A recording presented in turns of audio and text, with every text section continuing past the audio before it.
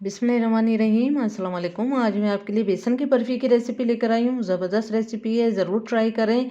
Easy बन जाती है, 20 से 25 मिनट के अंदर रेडी हो जाएगी और बहुत ही मज़ेदार है। झटपट बन जाने वाली बहुत ज़बरदस्त स्वीट है। रेसिपी पसंद आए तो मेरे चैनल को सब्सक्राइब करें, बराबर में दिए गई बेल को क्लिक कीजिए ताकि मेरी हर नई रेसिपी आपके पास सबसे पहले आ जाए। अब आते हैं हम रेसिपी की तरफ। तो 1 कप यहाँ पर मैंने घी लिया है और ये मेजरमेंट वाला ही कप मैंने यूज़ किया है पूरी रेसिपी में।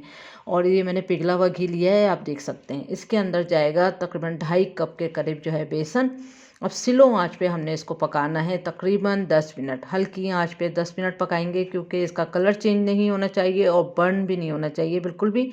तो हल्की आंच पे हम इसको चमचा चलाते रहेंगे और 10 मिनट तक कुक करते रहेंगे। मुस्तकिल हमने चमचा चलाना है। आप देखें ये अच्छा से स्मूथ सा बैटर जो है वो रेडी हो चुका है। आप देख सकते हैं किस तरह का है और कलर बिल्कुल इसका चेंज नहीं करना है, हल्की आंच पे रखना है। 10 मिनट के बाद ये इस तरह का हो जाएगा। फिर हम इसके अंदर डाल देंगे पिसी हुई हरी इलायची का पाउडर। तकरीबन 4 मैंने हरी इलायची ली, उसको मैंने पीस लिया है, तो उसका पाउडर डाल देंगे हम इसमें। मुस्तकिल हमने इसमें चमचा चलाते रहना है। और जब आप देखेंगे ठीक 10 मिनट गुजर चुके हैं हल्की आंच पे कुक होते हुए, तो इसके अंदर हमने ड्राई मिल्क पाउडर भी इसमें हम ऐड कर देंगे। 1 कप मेजरमेंट वाला ही हमने कप यूज़ किया है। ड्राई मिल्क पाउडर 1 कप हमने इसमें डालना है फुल भर के। अब अच्छी तरह से हमने इसको मिक्स करना है, बहुत अच्छी तरह से। अब आप चाहें तो यहाँ पर चूल्हे को आप करते हैं बंद, और चूल्हा बंद करने के बाद हमने इसको मिक्स करना है, लेकिन करना बहुत अच्छे से मिक्स है इस तरह से। तो 1 से 2 मिनट लग जाएंगे आपको इस तरह से मिक्स करने में, लेकिन मिक्स करना है अच्छी तरह। चूल्हा बंद कर दें क्योंकि कढ़ाई ऑलरेडी गर्म है, बेसन भी गर्म है, उसी में ये मिक्स हो जाएगा अच्छी तरह से। ये देखें ये पूरा येलो हो गया, वाइट इसका पूरा ख़त्म हो जाए। जब वाइट ख़त्म हो जाएगा तो समझ लें मिल्क पाउडर जो है वो अच्छी तरह से इसमें मिक्स हो चुका है। और चूल्हे को आपने बंद ही रखना है। जैसे ही पाउडर डालेंगे आपने, पाउडर डालने के बाद चूल्हे को करना है बंद, इसको करना है अच्छी तरह मिक्स। आप देख सकते हैं ये किस तरह का हो चुका है। तो बस अब इसको हम अलग बर्तन में निकाल देंगे, दूसरे बर्तन में कर देंगे इसको ट्रांसफ़र, ताकि ये थोड़ा सा ठंडा हो जाएगा। उसके बाद हम करेंगे इसका शीरा रेडी। इसी पैन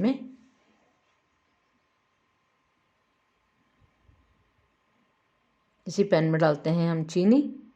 इसको पहले हम इसको इस तरह कर देंगे ताकि ये ठंडा हो जाएगा अच्छी तरह से। अच्छी तरह से इसको खोल दें। उसके बाद हम इसी पैन में डाल देंगे तकरीबन 1 कप और 1/4 कप अगेन लिया, मतलब तो 1.5 कप पूरी चीनी नहीं जाएगी। आप चाहें तो 1 कप चीनी इस्तेमाल कर सकते हैं। हमारे यहाँ चीनी ज़्यादा खाई जाती है, तो मैंने 1 कप के अलावा फिर 1/4 कप चीनी और इसमें ऐड कर दी थी, तो इसलिए इसमें इतनी ही चीनी जाएगी। और 1 कप मैंने इसमें पानी मिलाया है। अब इस स्लो आंच पे हम इसको कुक करेंगे, पूरी चीनी अच्छे से मेल्ट हो जाए। और उस मेल्ट होने के बाद फिर हम इसको सिर्फ 1 मिनट और कुक करेंगे हल्की आंच पे। देखें चीनी हो चुकी है अच्छे से मेल्ट, फिर 1 मिनट और पकाया, बस इसका यही हिसाब है। उसके बाद फिर हम इसमें डाल देंगे ये वाला अमेज़ा जो कि हमने बेसन का बनाया था और मिल्क पाउडर का। अब अच्छी तरह से हम इसको मिक्स करते रहेंगे। आँच को रखना है हमने स्लो आँच पे हम इसको चमचा चलाते रहेंगे। और ये देखेंगे गाढ़ा होना शुरू हो गया है। अब जब ये पैन को अच्छी तरह से छोड़ देगा तो समझ लेंगे रेडी है। आँच स्लो ही रखनी है, स्लो आँच पे आपने इसको कुक करना है। आप देख सकते हैं कि ये एक डिफरेंट सी नोयत का हो चुका है। तो यहाँ पर अब ये रेडी होने वाला है। थोड़ा सा हम यहाँ पर ड्राई फ्रूट भी ऐड कर देंगे।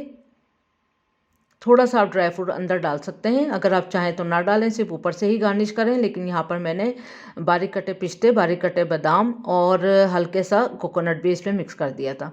उसके बाद हल्का सा चलाया और फिर इसको डिश आउट। आप देख सकते हैं इसकी कंसिस्टेंसी कैसी है, बस इसी तरह से चाहिए। और आप देख सकते हैं पैन को इसने कितना आराम से छोड़ दिया है। तो 2 मिनट ही लगेंगे इसको आपने कुक करना है, बस 2 मिनट के अंदर ये इतना गाढ़ा होना शुरू हो जाता है। उसी में आप चाहें तो ड्राई फ्रूट मिलाएं ना मिलाएं। फिर एक बटर पेपर पे, एक पैन में बटर पेपर लगा के फिर हमने इसको इसमें डाल दिया और इसको हल्का सा टैप करना है ताकि इसमें कोई एयर ना हो। उसके बाद हम इसमें बारीक कटे ड्राई फ्रूट डालेंगे, कोकोनट है, बारीक कटा कोकोनट भी डाल सकते हैं और पाउडर भी कोकोनट का, और पिस्ते और बादाम जो हैं बारीक बारीक काट के डालते हैं अपने हिसाब से। आपके पास जितना भी हो आप डालें, मज़ेदार लगता है ड्राई फ्रूट इसमें। अच्छा सा इसको थोड़ा सा हम दबा देंगे ड्राई फ्रूट को इसके साथ, और 2 से 4 घंटे के लिए इसको रख देंगे ताकि ये अच्छा सा जम जाए। तो यहाँ मेरे 4 घंटे इसको रख दिया था, आप 2-3 घंटे में भी इसको निकाल सकते हैं। मैंने इसको पहले रूम टेम्परेचर पे ठंडा कर लिया था और फिर थोड़ी देर के लिए इसको फ्रिज में रख दिया था, और ये देखें ये बेहतरीन सी बर्फ़ी जो है वो रेडी हो चुकी है। ईज़िली बटर पेपर जो है आराम से निकल जाएगा। बटर पेपर पे कुछ लगाने की ज़रूरत नहीं है, बाकी जिस पैन में आप डिश आउट करें उसमें आपने बटर पेपर लगा लें ताकि आराम से निकल जाए। अब इसकी कटिंग करेंगे, आपकी मर्ज़ी है कि आप डायमंड शेप में कट करें या फिर आप चौकोर शेप में, जैसी बर्फ़ी वगैरह होती है उस तरह आप इसको कट कर लें। मैंने इसको चौकोर में ही करा है कट।